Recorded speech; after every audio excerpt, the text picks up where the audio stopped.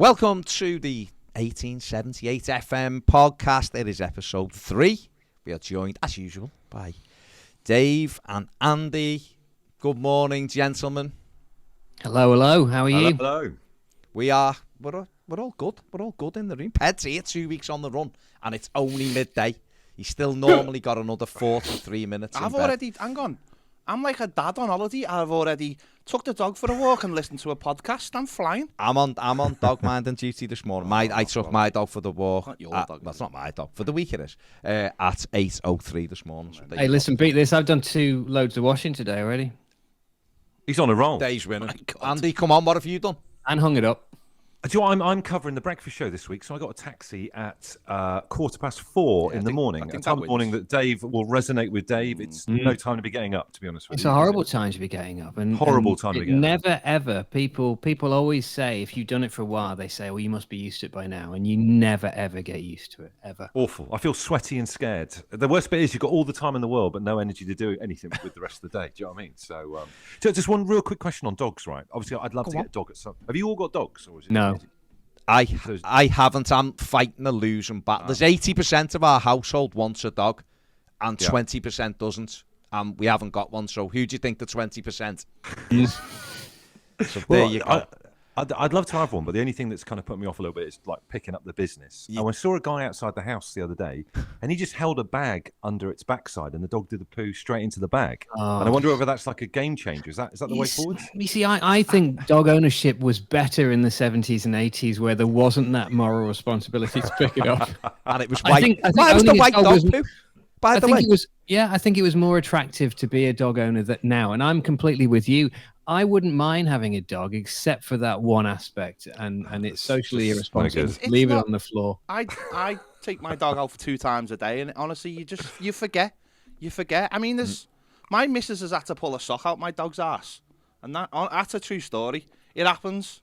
People have to do weird things. No, it happens. Because dogs eat anything. My dog, I've had a sock. Has ate a sock before, and my sister-in-law's dog ate a sock, and then she had to pay £300 for an injection to make her throw Hang on, you can get a new dog for less than £300, can't you? No, you can't. Not unless it's lockdown happened. Not unless it's in a pub and it's a strange. Oh, really? Okay. No. Dog prices gone through the roof. That's where the money is. That's where the money is. Honestly, you've got money. Put it in dogs. I mean, they'll eat it anyway. It's like the transfer market for dogs now, isn't it? It's just gone up. Yeah. No, they'll eat it. My dog will eat anything. I've had to have my dog taken to the vet for eating chewing gum, because you find out as well that so many normal things are just like kryptonite to dogs. So chocolate is bad, isn't it? Yeah, chocolate's really bad. Yeah. Chewing gum is really bad, I found out.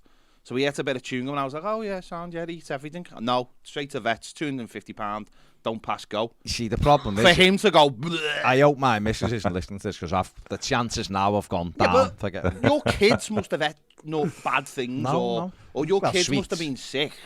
It's the same thing. Yeah. No, but it is, though. No. The best thing is, having a dog, you can get them insured, and you can pay the money just to, to have it sorted, like that. Yeah. But you'd have to pay the insurance. But that's all it is. But listen. I come back in the middle section. Dogs are the greatest thing on it. Dogs are amazing. In the last 10 days, the only thing I've been upset by is seeing a corgi and a horse. Being upset. That's the only. Emma the horse. Oh, that was amazing. Yeah, because I just think animals don't know. No one can tell them. Maybe they do. Well, they have a do. sense of thing, though. But I think just very quickly on obviously what Andy's main issue is, and Dave as well. I'm terrible with stuff like that, right? But now I've got the responsibility of looking after a dog. I've picked 2 up this morning. Yeah. Straight, put the bag on the hand. All right, if the dog goes on grass, grass is the perfect thing, because you can grab a bit of grass and then go in the scoop. Hide it, yeah. On concrete, it's harder, I'll be honest. Yous have all got kids, yous have all been shit on at some point. Let's be honest. Yous have all... but by your own. Well, that's what your dog becomes your own as well, It's just... Listen, I'm saying to you, I've done it. Why don't you people just go out said to me and in the past, you'll do that. right? Yeah. And I wouldn't have ever done it, Well, right? But I do know. Until very recently, we had a studio dog. We had one of the guys. Anyway. One of the guys from the adjoining fan channel had a dog. Oh, you mean from those from the dark side? Yeah, Dark side, and it was the dog was called Darth Vader. But the dog was like the link. You know, it was the link to go and see. Like you go conduit money. Yeah, it would take you into their studio, but that's left now. And Ross was a lovely fella, but the dog was well better. The dog was you know better what I mean? Well, the dog never. I feel like I need to message Ross, but really I'm just messaging the dog. Do we? Has your dog got a name after an Everton player or anything? You attempted anything like that? My first dog was called Duncan. Brilliant. But my dog now is called Loki. I had a rabbit called Sheedy and another rabbit. I had a guinea pig called Nevin back in the day. Nevin. That's a good name for a guinea pig. It probably done as much for Everton as Pat did, to be fair. But apart from that goal against Man United, which was fantastic. But that's a lovely little link. Again, Andy there, just a seamless link into Everton at the weekend. There was a game. Everton won our first game of the season. We spoke about it last week, saying it'd be a tough game and all of that, and it was. And but ultimately, Andy, Everton came out the other side with the 3 points, which is all that matters. Well, see, I shouldn't be bothered about this because I watched it on the telly and then I watched it. I thought this is a rare treat. I'll get to watch Match of the Day because you very rarely get to watch Match of the Day being an Everton fan. So I thought I'll watch it and see. Sometimes second times around, you get a different view on stuff. And they edited us out of the highlights so that we literally had 2 kicks. You wouldn't even know we were in the game. And it was a different story. I mean, I think it wasn't the greatest game of football in the world, but I felt like we had tenacity, and some of the tackles from Toffee were absolutely fantastic. Been watching them again this morning, and just seeing Onana go into the crowd and do selfies and stuff like that. And the best bit is the clip in the tunnel with them all celebrating and stuff as they were coming back into the changing rooms. Something has happened at that football club, and I feel like we're on the turn for the better. And it was just a really heartening performance and huge. Normally we praying for an international break as an Everton fan, aren't you? Just get everyone fit again. Just give us a bit of time to sort it out. Like it's almost annoying now that the international break's come up because I feel like we're on a bit of a roll. Dave? I agree, and I think, at the risk of saying much the same thing week in, week out, we are, like we said last week and the week before, we are building. But I think we saw the fruits of that, and we got the result of that with the 3 points. And for sure, there is a culture change going on, and I think that you can see that. And as Andy says, even just in terms of some of the behind the scenes, the dressing room footage and whatnot of Iwobi and Onana and Gray and stuff, and it just looks a happier place completely. Yeah. And the way they fight for each other, I just thought it was a much, much better performance. I thought Mope's goal, I thought he took it really, really well. I thought Iwobi was outstanding. And once again, who would have ever thought that we'd be saying that, when we sort of rewind the clock to the discussions we had last year and before that. So, yeah, I think it was a much, much better performance. And I thought that they did deserve it. It was a tough game. It was always going to be a tough game, but they came out on top. Also, Nathan Patterson is just he's the right back we've always wanted. Do you know what I mean? And we deserve. He's absolutely marauding, fearless, tries different stuff out. A real fan favourite, tough tackling. I absolutely love him. Yeah, and he needs a goal though, doesn't he? Needs a goal. He does. Yeah. Andros Townsend's come out, hasn't he, today and said it's all completely different. The atmosphere is different. They're all loving it. They're all pulling in the same direction. And on the same day, you got Rafa Benitez crying that. It's just because he was a red, and yeah, Ghost of Christmas Past. Yeah, very. Although I've never had a Christmas as bad as that. But what you put there is obviously, like the lads have just said there, we're seeing Onana doing the griddy and the changing with the Iwobi and the. I'm shocked that you know what that dance I've got is an called. 11-year-old child. Is that like a hang on, stop there, right? Head of dance. What was he doing? He was doing what? The griddy. The griddy. The griddy. Okay, now I'm a father, but I don't have an 11-year-old, so maybe I'm out of touch. Explain to me what a griddy is. The griddy is the dance. I'm not going to get up and do it. You've done this stuff before. I think you should, Baz. It's a visual platform. Again. Just watch it. Can we turn Baz into a GIF? Well, he is. There is a GIF on Twitter of what was the one, Moise Keith? Moise Keith, the woe. The woe. Baz did the wowie in here once, right? In lockdown, I've no idea why. It was a piss take, but it was the worst thing I ever did. I mean, you say it was a piss take. It looked pretty. I can dance, mate. That's the thing. Come on, then. No. Anyway, can we get you on whatever Channel 5's version of Strictly is? Yeah, surely. I need Can we get you on that? No, would it be something like? Wouldn't it be? It'd be one of those obscure ones. So now and again, you just see on Twitter someone will put. There's a GIF of him doing this dance, and yeah. So now and again, it just appears on Twitter. It's fantastic. It's devastating. I can't get rid of it, but there you go. But he was doing anyway. So all of the celebrations, we're seeing it in the stadium. We're seeing it at the final whistle. We're seeing Patterson win tackles and celebrating.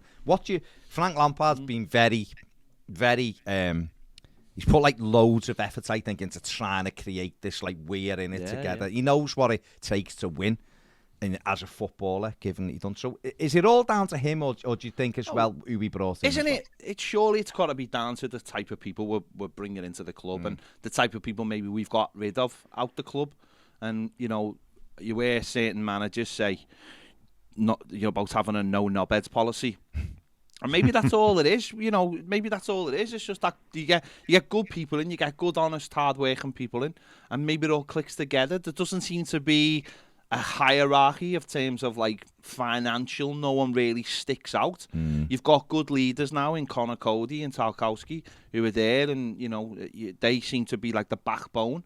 And all the way through, you can't really pick out too many people that you'd go, I'm not sure about him, he looks a bit of a bad one, because we've done very well in, I don't think there was too many bad ones anyway, but we've done really well in getting rid of the people that aren't really needed. We heard the manager after the game on Sunday, he was asked a question about Alan, and he said, well, he wasn't in the squad, he's basically sixth choice, and if we could get rid of him to Qatar or somewhere, we will. And I think that's really refreshing, because for years we've had players that we didn't want, and obviously manager after manager. And Alan's a decent player, by the way. He's a good player, someone who played lots of games last season. But that shows you how far we've come.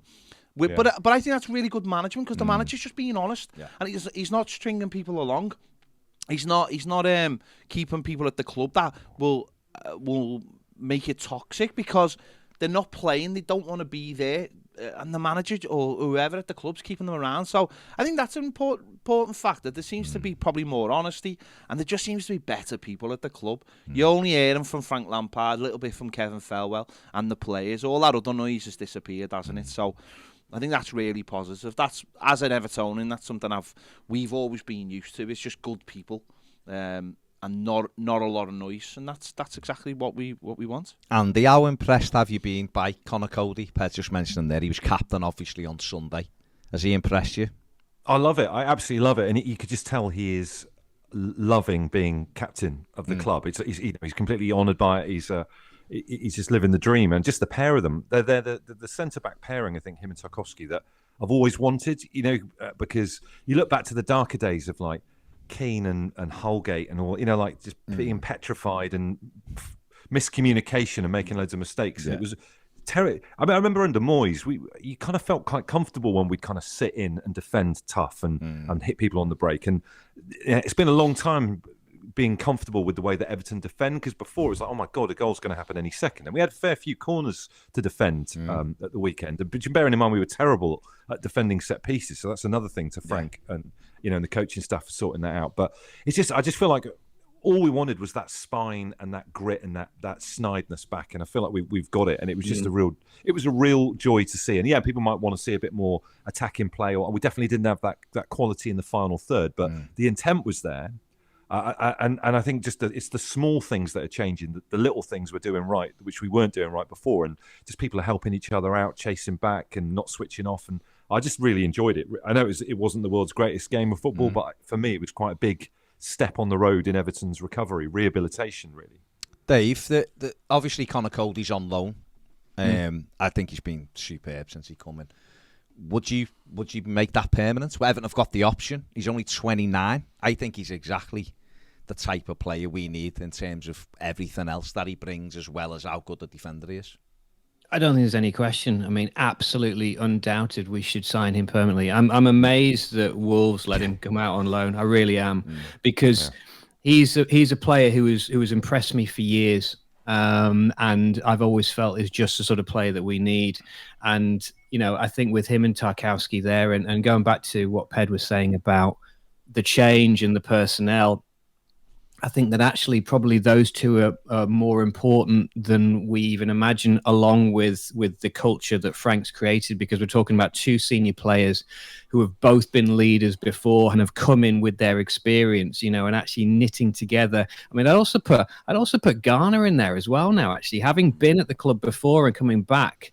I think there's certain key people who are leaders in there, and sort of keeping going the culture which Frank and his team have obviously installed. And it's now creating a happy place where people don't seem to be scared of playing for Everton. And also, you know, first and foremost, they've made themselves difficult to beat. You know, and as Andy was saying, the goals will come when we get more attacking options up front. But actually, the one thing that we weren't before was difficult to beat, and we are now. And he sort of closed the door at the back, and all day long, sign Connor Cody. I think he's class. One other thing which has been great is just seeing Tarkowski steam over and get involved in fights, and them all fighting for each other. If there's ever a ruck, I absolutely love it. He's straight in there like a hard man in a nightclub. Absolutely, that for me is one of the best things. We haven't had anyone like that for ages. Do you know what I mean? No, we spoke about this the other day, didn't we? There was obviously the incident where Samaka clatters into Garner in injury time, and it done Everton a favour, actually, because it was allowed the game. But because of that, Tarkowski does go steaming over. He's joined by Cody. Nathan Patterson remembers he's from Glasgow and is straight over there as well. And all of a sudden, you've got people looking out for each other. We saw Tarkowski, you mentioned it the other week at Leeds, when he was straight over to the lad who had a go at Gordon. And what that does as well, Ped, is it brings us into it as the fans, doesn't it? You start getting up then, and it creates that thing that you don't actually mess with us. And also, it'll reveal who's on board and who's not, you know, because I think, just mentioned it there's been too many players who, you know, want to do their own thing or have got a little bit of chip on the shoulder or whatever. I mean, there was a little thing with Anthony Gordon at the weekend, which I think has annoyed a few people, him having a go at Nathan Patterson. That'll soon get sorted out, that, because someone will just grab him and go, we're not doing that anymore. We're not having that. We're all in this together. Whether it be the players or the fans. Yeah, we're not doing that anymore. Whereas, you know, just been said there, like, we had too many players who were just too scared. Michael Keane is one of the most timid centre backs I've ever seen in my life, and that's just the way he is. That's just the way.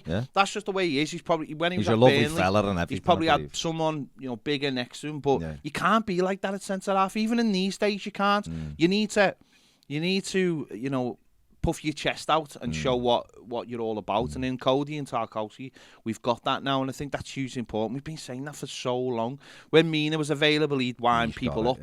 Godfrey's got it to a certain extent. Yeah, but they're not. But like with them, though, it's you can tell it's slightly faux with these two. I wouldn't mess with these two. No. You know, I just wouldn't mess with. You know, Connor Cody is from the mean streets of Newton-le-Willows. Exactly, I mean, as Dave careful. can testify, you know, that area of the world is, you know.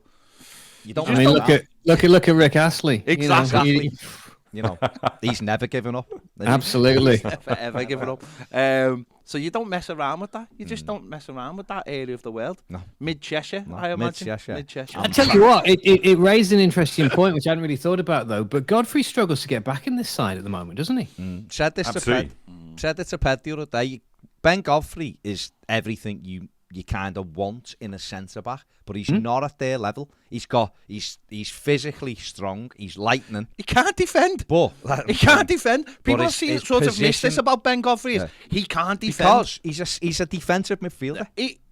How much will he learn off playing with those two? I tell you what, this sort of reminds me of. I remember when we had Weir and Stubbs, but we had Yobo as well, and I was like. I remember at the time I was younger, and you get a good player and you think they should start all the time because you're a little bit fearful you're going to lose them. But, you know, if Yobo wasn't good enough to play, which he certainly wasn't better than Weir or Stubbs, then that's just the way it was, and you've just got to get on with that. It's great to have people in your favourites, and you might be a little bit worried about losing people or what you've paid for people. But ultimately, you play the best ones, and he'll learn so much off those two than he would off Michael Keane. We had it with Lescott, didn't we? Yeah. Jolie and Lescott come in, and don't forget, we had the centre-back partnership, and Jolie and Lescott played at left-back. And we had Leighton Loved Baines him. who we bought, and Leighton Baines was sub for it. Well, not a year, but a long time. He was, Lescott got in as a left back because he couldn't get in at centre back. One other thing with with Godfrey is that he for me still embodies the old kind of mistakes Everton. And one thing that I think we've seen over the past few games is that, again, credit to Frank and the team, but like they've cut out the amount of unforced individual errors that we were killed with those errors last season. There's so many positions of things that's starting to turn for us, and then we just shoot ourselves in the foot. And hopefully, I know it's early days into this season, but they seem to have got the concentration back again, which is great. Sorry, just on an aside, mentioning Yobo. Do you remember? Do you remember that great gag where Yobo's brother got kidnapped in Nigeria, and the rumor was that Everton put up £1 million plus Tony Hibbert for his release? Get him out. Just going back then to going back to what Andy's just said then now about unforced errors last season. We had, I think it was 12 or 13. Dave's killed himself. Dave's come I love that. Tony Hibbert was worth $5 million alone, money, just for his fishing quality. He was the big fish, literally. But those 12 or 13 goals we gave away unforced errors last season. If you just even halve them this season, let's not half them, mate. Let's have like none. No, but 6 goals in 7 games. It's also the points in game. It's the point in the games where those things happened as well. It was just like we went through almost like a weekly series of just like getting stuff turned around a little bit for us, and then just screwing up 5 months. Completely, the amount of unforced errors, the amount of goals that we brought upon ourselves was unbelievable last season. It really was. And the set pieces, and obviously that stat come out over the weekend as well. Everton have faced 66 corners and only conceded 1 goal this season. So that's Did you bottle it on Saturday though? Sunday, sorry, when Antonio was standing behind Begovic? Oh my God. I was absolutely screaming, turn. I think I might have even shouted, turn round, you knobhead. He was full pantomime. It isn't even December. He was stood there like that. I was thinking he's going to head it out his hands and knock it in. And he threw it out, and then he kind of looked as if to go, where did you come from? Antonio's not me, is he? He's not 5 foot nothing. He's massive. You can't miss him. What was he thinking? I have no idea. Full on Begovic. Oh my God. You never go full on Begovic. Last season, he would have headed that out of his hand. You're not allowed to head it out the hands, though. No, I know. But he was just there, wasn't he? You can't do that anymore. Who was it who done it for Forest? Crosby? Oh, remember that Gary Crosby? Gary Crosby done it. You're not allowed to do that anymore. No. Game's gone soft. It has. Game's gone soft. I tell you what, talking about Begovic, I think to have him as our number 2, as the weekend proved, we know how good Jordan Pickford is, and we know how important a position that is, obviously. But to have Begovic as our number 2, as opposed to some slightly dodgy fellow you wouldn't really want to play in there, I think that gives us real strength. And I'm not worried about having Begovic between the sticks at all, because as he proved once again, he's more than capable. He's a Premier League goalkeeper all day long. His last 2 games at Goodison, he's kept clean sheets, and they've both been big games. Newcastle last season, which was a huge game, obviously, and he was steady in that. And then obviously Sunday. The only thing I'd say, Dave, me and Ped talked about this on the final word this weekend, was he's 6'5" or something. So any crossing, he comes and claims brilliantly, no worries ever. But corners, he seems to gets under the ball. It's so strange, and I think like he's too tall.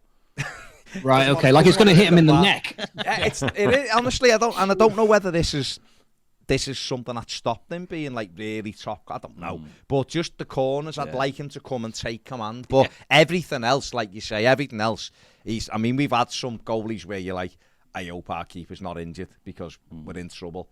And with this fella, he's a calm goalkeeper, isn't he? So I think he made a big difference. Andy, Neil Maupay, or as Ned calls him, Niall.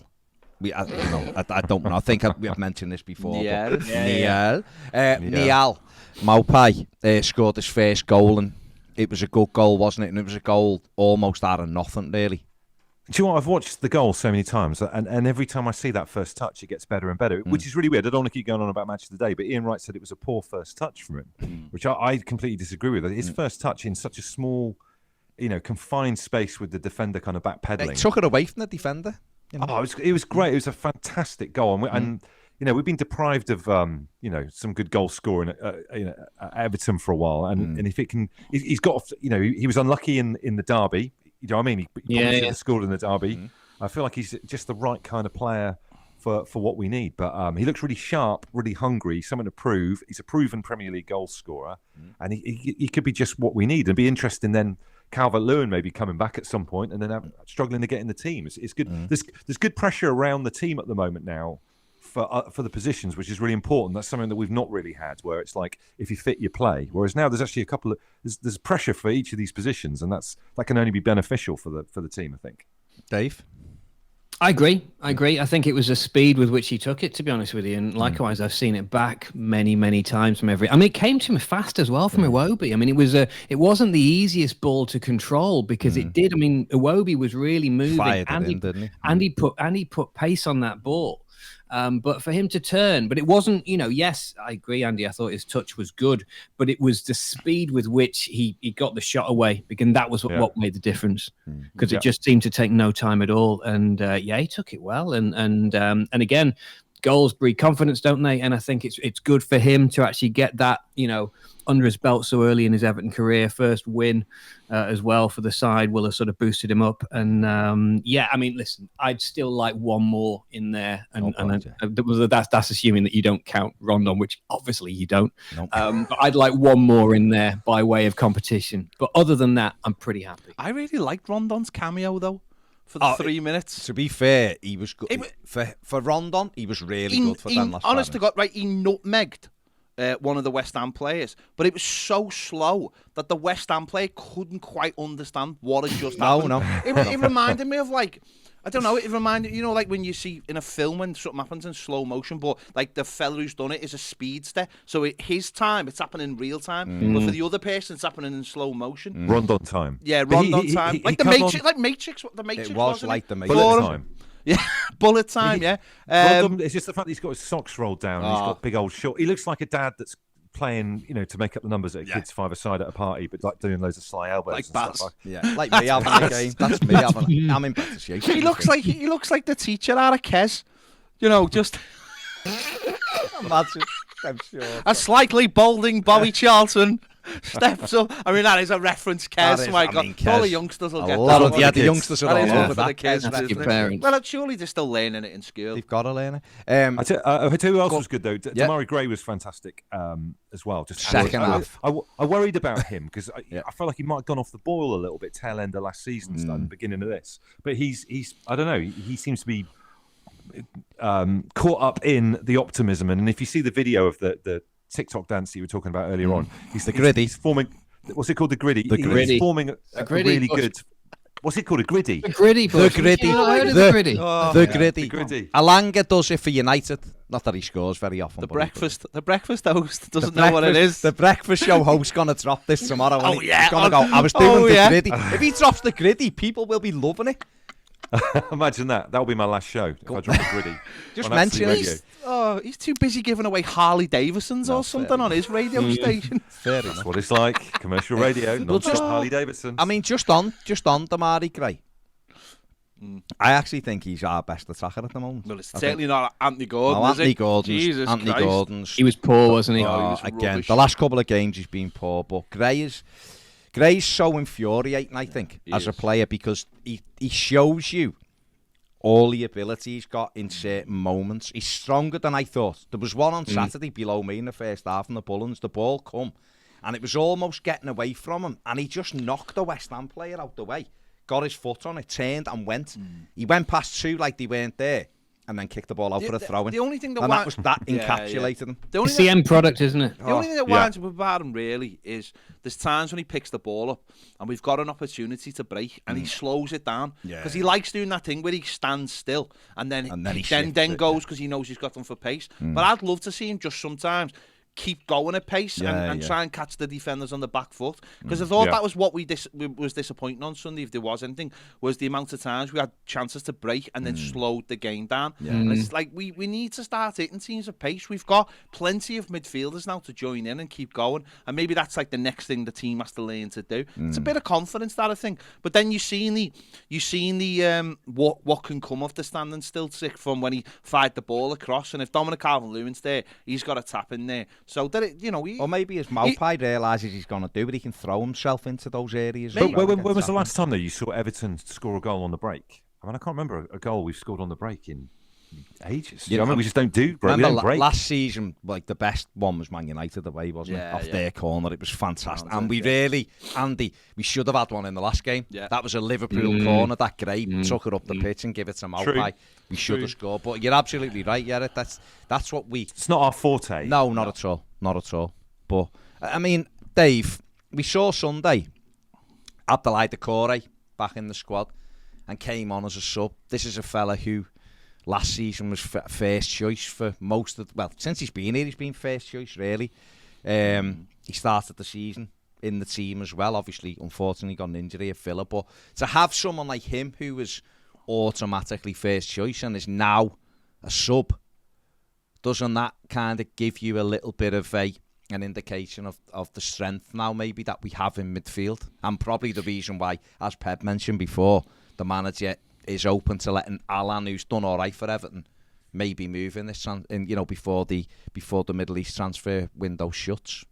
Yeah, 100%. And I thought exactly that as I saw Doucouré on the line, about to come on. And I thought, here's somebody who was a first choice. And I mean, he looked like a world beater for us, on his day. And here he is now trying to break into this midfield. Now, that's not to say that he won't find a regular spot in there. But I think it shows the strength that we have now. I mean, I thought that Gay made a real difference in the middle, and I think in terms of allowing more space, certainly for Onana to play. That situation where often you need two very different midfielders in the middle. One's a sort of babysitter for the other one, and basically gives them more space. And I think that's what Garner does really, really well. And I think that he's one of those players that quietly makes a real difference, and he's really effective in the middle. And I think it's great to have him back. He's got Makelele type vibes. Absolutely. Taking over, passes in short, calm, slows the game down if we need to just to kind of chill, like reset a little bit and stuff as well. And the one thing that Alan wasn't was calm. And this is the one thing with him is that he was anything but calm. And he was always worth a card. And I mean, I think we can probably. He's not a bad player at all, but I think we can probably do without him at the moment in terms of what cover we have. Just before we move on, Ped, that Garner has slotted back in, hasn't he? And it's that car. I've noticed he probably was always good, but he not having him, seeing him back, it's just how good he is in possession of the football. There's also the fact that fans already know him. So there's not that bedding in period of going, what does this fella do? What is he good at? Yeah. And I still think, you just mentioned it there about Alan, I still think people don't quite understand what kind of player Alan is, so they don't give him the benefit of the doubt. He'd probably be better with Garner. Whereas Garner's come in and you know exactly what he's going to do. Yeah. And therefore, fans just go, it's like he's never left. And that just puts you at ease with it, and it's a lot easier for him to adapt. For us to adapt to the team when you've got players like that. He's another leader in there, and he'll help Onana immensely against someone who's come from, playing in the French league, and can help him bed into the team. And the three in there they're all just slight variations of the same sort of thing. You've got Iwobi who's break the lines, who's got the technical ability. Got Onana, big lad but good in possession, and Garner's the calming influence who breaks the play up. So it's a really, really good three to have. Do you know what as well? They seem to be working on this thing of getting Onana on the end of some of our crossings as well, which looked like it was encouraging going. If he nearly got on the end of a couple on Sunday, and if that kind of continues to work out, and maybe our set pieces get a little bit better, we might get some joy. From headed goals, which is not like a thing that we've had loads of recently. Our set pieces are dire. Like that is the only issue. It's not the only issue, but it is a big issue at the moment. The set pieces are awful, attacking wise, and it's something we need to do because, as Andy just said, they got players like Onana, Cody, Tarkowski. You got to play, big lads to come back. Yeah, so we need to work on that massively. So Dave, I mean, a win. Obviously, it's 6 games unbeaten now for Everton in all competitions, which is, I think, the Premier League is 5 unbeaten. There's only Man City and Spurs, I think, who've got the same record over that in terms of not losing games. So, are you feeling more optimistic as the weeks go by? I know we talked about it's building, but that's 2 clean sheets on the run. When last season we couldn't go probably 2 minutes at times without conceding a goal. So does it feel as though things are moving in the direction that you're looking for? Yeah, totally. Because they've just made themselves, as I was saying before, just much harder to beat. And there's games coming up that I'm not concerned about at the moment, because I think we're as hard to beat as anybody at the moment on our day. And also, as the front three start to gel a little bit, and Dominic to come back in as well, is that hopefully they'll add goals to that. But the most important thing, that's why I'm not bothered about the draws that we've been having of late, because we've not been getting beat, and that's the most important thing, because that goals will come after that, as Sunday proved. And there wasn't a huge amount in it, between us and West Ham, to be honest with you. It could have gone either way, but it went to us, and I think it was it was about time that we did get a bit of luck. Andy? Yeah, hugely encouraging. There's a bit of a process going on. I know Arteta normally gets, the whole trust the process thing, but I think Frank and the team are doing a great job, and they're addressing. If I was to write down a list of the things that scared the life out of me about Everton last season, I feel like they're going through it, ticking it off one by one. And the main thing I keep going back to is just that they're recapturing that sense of the way they celebrate together, that winning mentality that was there. They look a team, don't they? Yeah, they look like a team. Bit more of an identity. Turning up for each other and looking out for each other. And that's just something, regardless of results and where we end up and all that kind of stuff, that's all I want from watching Everton. A little bit of being shithouses again. It's been a long time. Do you know what I mean? Yeah. I mean, as the lads have just said there, just to finish, it's be hard to beat. We talked about it last season. Them draws, the defeats, can we turn them into draws?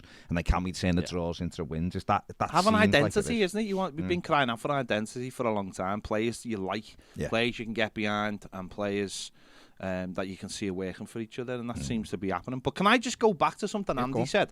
Andy said you mentioned there about match of the day, Everton out. Have either of you ever been on a TV show that you've done that when you saw the final product, it completely edited you completely different from what you'd recorded? And I think this might be more for Dave, because I remember back in the day, he did a lot of talking head things for BBC Three and Channel 5 and things like that, if I remember.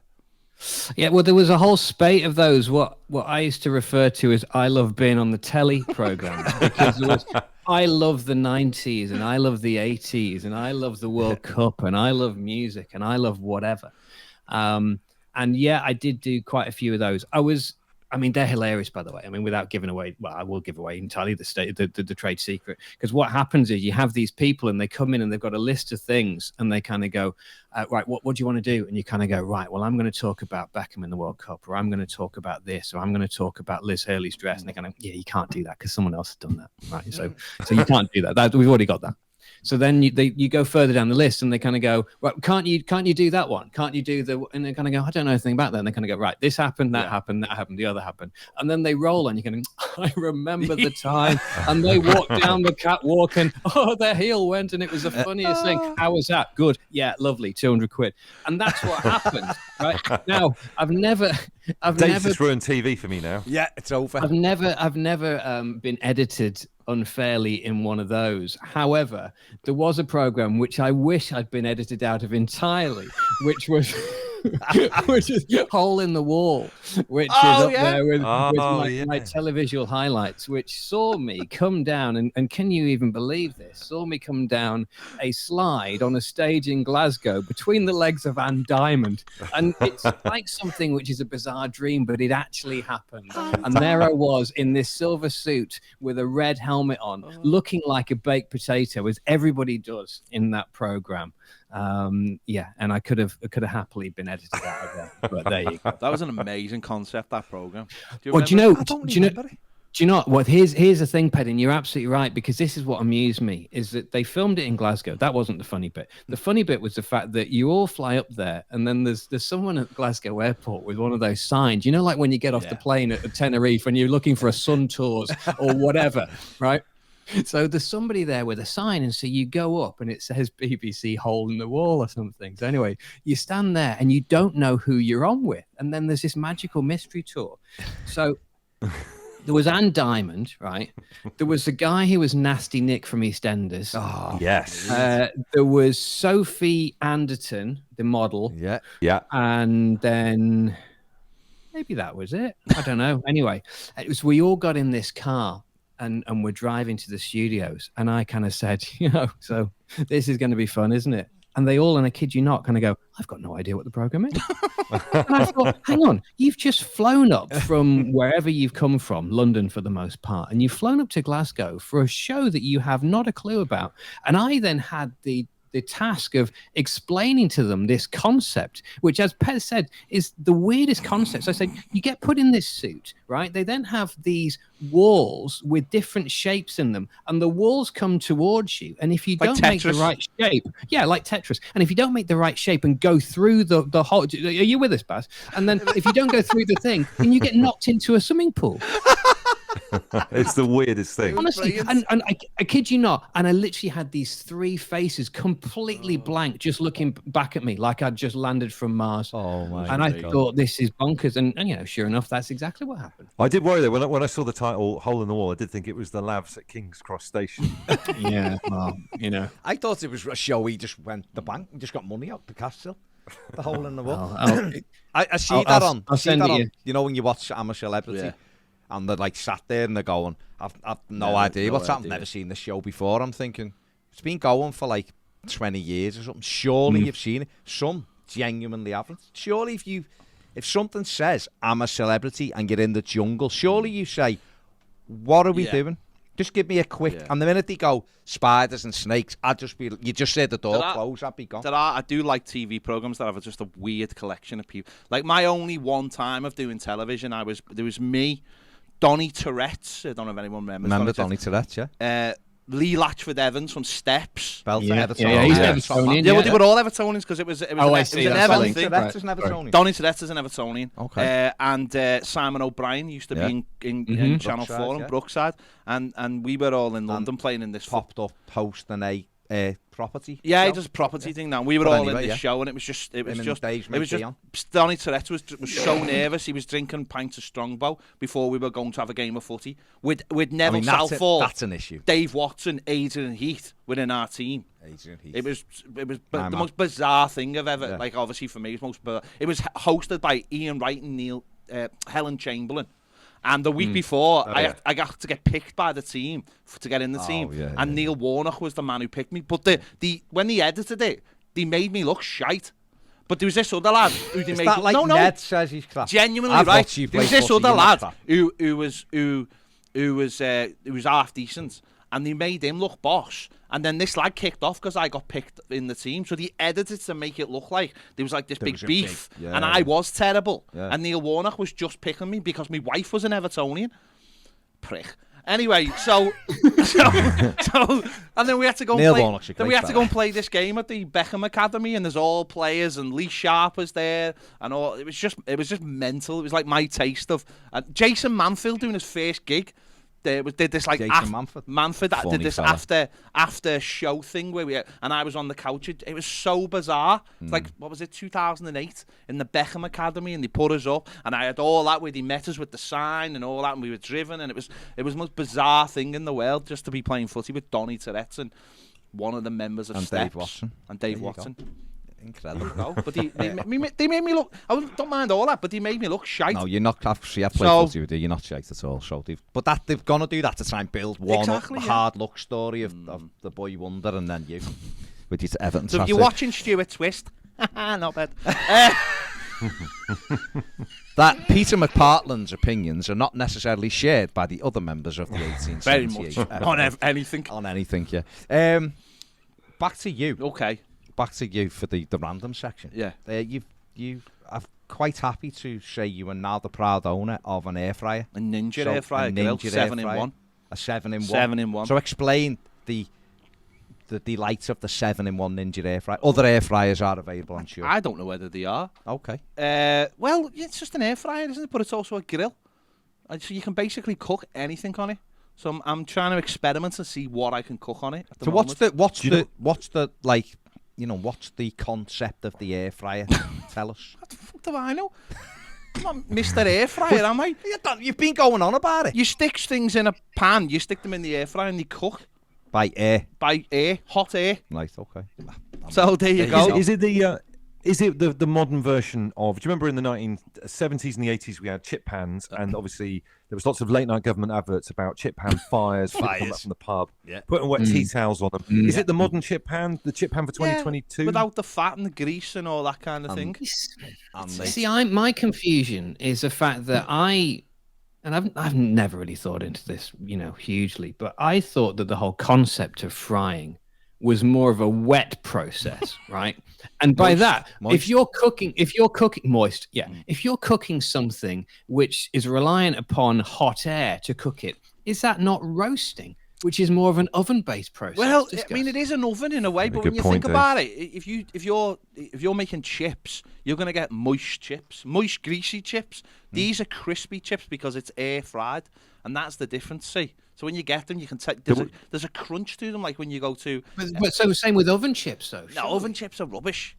They're not. Oven chips have come a long way. I think if you get one of those trays with holes in the bottom, oven chips have come a long way. Hey, we've got some that will cook in 5 minutes. Honestly, amazing. Bang. Price of gas, though. Nowadays, that's what you got to think about, the price of gas. We're going to be cut off soon, so you've got to get on board the air fryer. People who have air fryers absolutely love. It's almost like a cult. It's a cult. The whole air fryer It's a thing. cult. It's a cult. See, is it healthier? It's healthier, yeah. Okay. I would also like to find out more about the 7-in-1 aspect, which you mentioned before. I get the frying and the grilling. That's two. What are the other 5 components? That's a good point. Please, thank you. Okay, so there's the grill. There's the flat plate grill, which is slightly different. So that's number 3.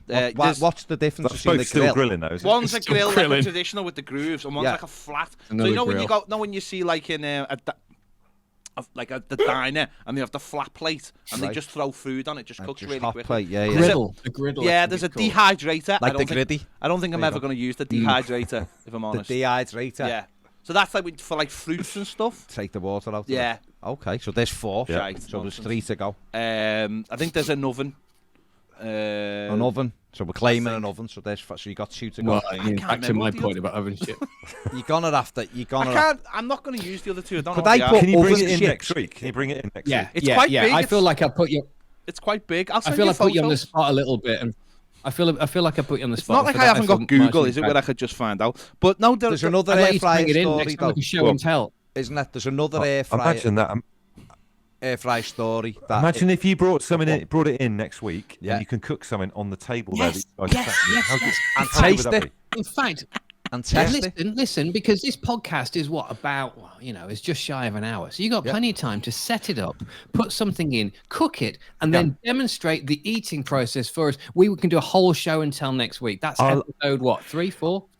Our listeners could vote on what Ped cooks in there. What about that? It's not Saturday morning kitchen or whatever it's called. Like James Martin, so you could be like chopping, and this is what I'm doing. We can just have a chat, and every now and again we could have a sip of pretend wine like they do. And that is the worst format for TV in the world. See, this is where we are now with TV. This is what I was talking about. Fella cooking food while some normally one of the Mels from previous girl bands is going on about some shite album that no one's into, bring it back out, and then once in a while she'll go, oh, that's nice. I'm sure Dave's been on one of these shows. It's nonsense. Yes. Bring back proper TV. Tim Lovejoy, he sold himself out. He had a great gig going on Soccer AM, and he ruined it by becoming all breakfasty.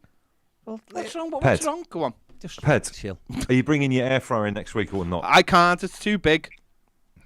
I'll send you photos. Can you not borrow an estate car from somebody, please? Come on. I feel like the people. Might as well give you a hand out from the car park. I think we Have need you seen Baz? He's small. I'm strong now. Come on, bring it in. Bring it in. Let's go. It's up to you, mate. Where you going with that? I'm taking it to work. The lads want to see me grill something. There you go. Let's see if you can actually use it. Bring it in. Bring it in. Bring it in. If it doesn't cook, a bloody wall pushes me into a pool. Can't cook, won't cook. He's on. The pool of boiling fat. Ned asked me about camping before. Yeah, hang on. Air fry, bake, roast, reheat, dehydrate, and grill. I'm not having reheat. Why? Because Now, here's to be fair, about 4 of them are the same thing. The same thing. Go on, Dave. What's the difference between roasting and baking? Because both take place in a dry oven environment, I think. You bake cakes. Maybe we can find this out for next week. Yeah. I'm willing to. Yeah, let's. sit around and We're find gonna out. go into the Great British Bake Off debate next week, aren't we? Camping, discuss very quickly. Are you a fan? Are you not a fan? It's something I did when I was a kid, loads. Would you do it now? Not a chance. Not a chance. You see, I every now and again this crops up, and like there was one in the summer, and the footy team Jack plays for were like, oh, we'll take the kids to this place and we'll all. And I was like, is there a hotel nearby? Because I'm not being funny. It's 2022. I want to be able to go to the toilet if I need to. Yeah. I want to watch telly if I need to. I want to sleep on a bed.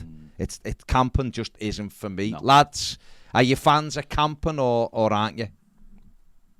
I've been once camping to Ilfracombe in Devon about 10 years ago, and I purposely bought the exact same tent that my mate Jamesy's got.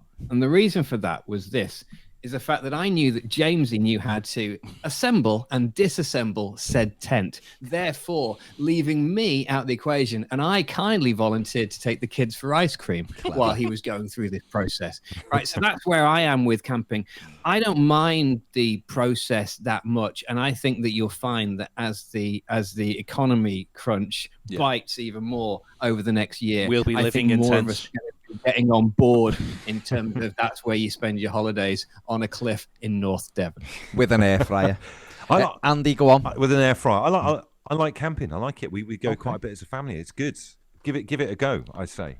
Give camping a go. It is all that stuff, though, isn't it? This is what I remember as a kid. Is you know, it's pissing down. You are in Devon most. I remember that.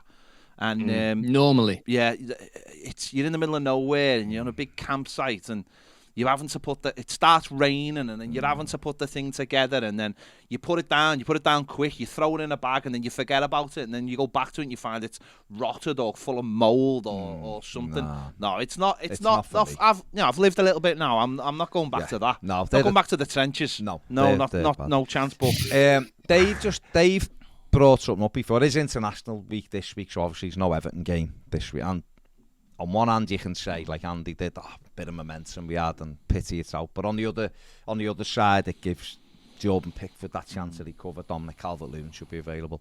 But there is international games this weekend. I'm not a huge fan of the international games. I like the finals. I like the World Cup finals, and I like the European Championships when they're on. The qualifying and Nations League, I just can't be bothered with it all. But where are we? Obviously the World Cup is in Qatar in November, and I'm sure we'll do more on that when it's here. But in terms of your favourite World Cup, only because you said it before, Dave, on the Talking Heads programme, where you got your stuff knocked back. What is your favourite? I could have said anything. I could have said favourite flip-flops or anything. Well, we'd have been discussing flip-flops now, but you mentioned World Cup, so we're going there. What's been your favourite World Cup?